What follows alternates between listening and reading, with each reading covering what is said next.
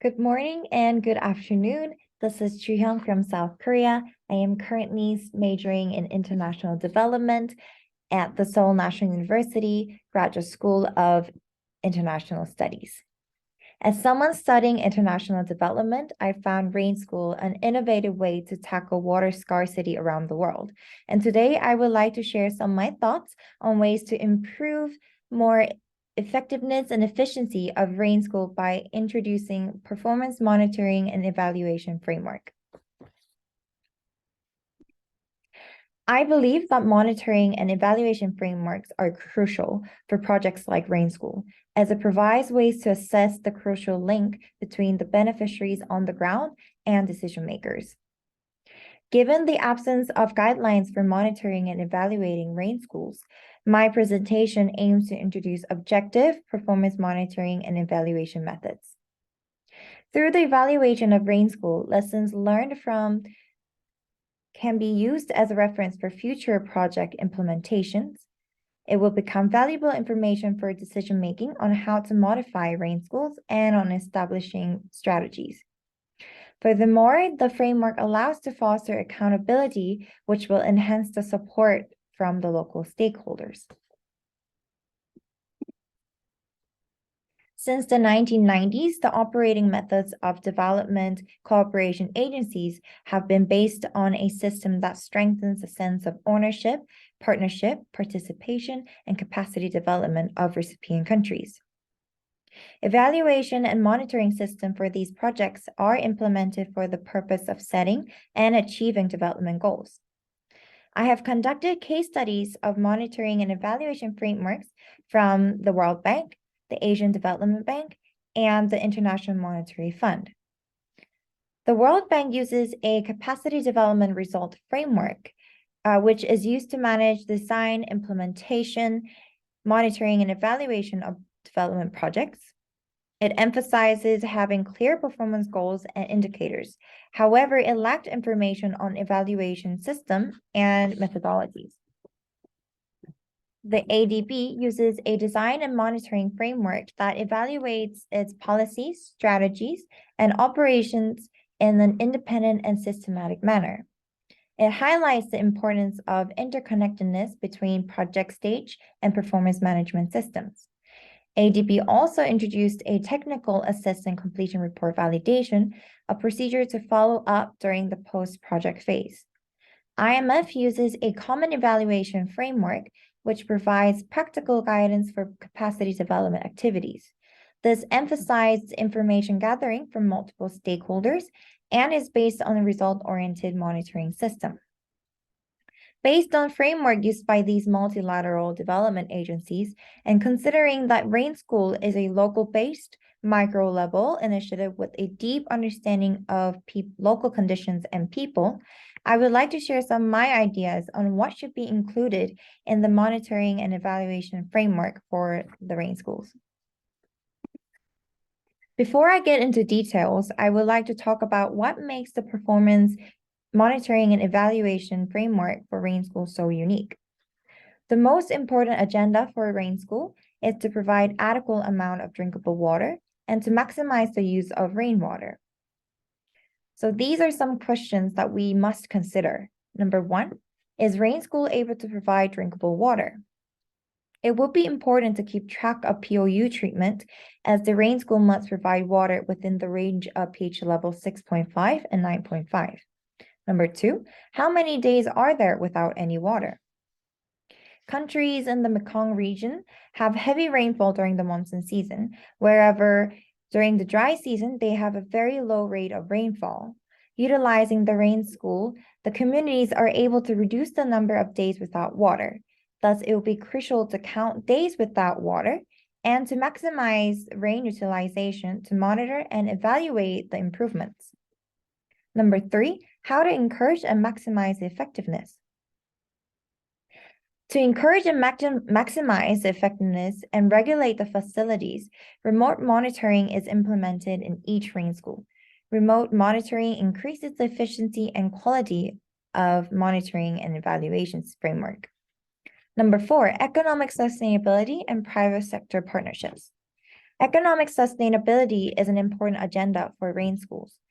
A designated finance manager for each rain school should supervise facility management costs, as well as a designated strategic partnership manager should secure and facilitate private sector partnership for additional resources, innovation, and expertise. Number 5, effective and efficient communication. In most cases, the language of local communities of rain school is not English. Interpreter is needed for effective and efficient communications. So these are 5 things that we must consider to be included in our M&E for rain school. Here is the general timeline for monitoring and evaluation framework for the rain school, and it would be divided into 4 parts. 1, planning stage. 2, mid-project stage. 3, end of project implementation stage. And 3, post-project and follow-up stage. Although all these 4 stages are finished, the monitoring and evaluation should not stop, but rather would continue to follow up annually. To briefly go over some important terms, the project concept paper consists of basic project information, project rationale, and project design metrics. And the project design metrics should be developed during the planning phase, which can be used to assess the achievements of project objectives and evaluate the project throughout. Through the introduction of PDM, the linkage between these activities can be ensured, and the progress of the project can be checked throughout the entire project lifecycle. It should include expected impacts, expected outcomes, outputs, and activities. And for the performance monitoring and management plan, I've created an example to give you a better idea. The example includes some important indicators and assessment criteria we should be looking at. 1, individual capacity building. 2, understanding of each community of rain school. 3, contribution of rain school within the community. And 4, follow-up actions.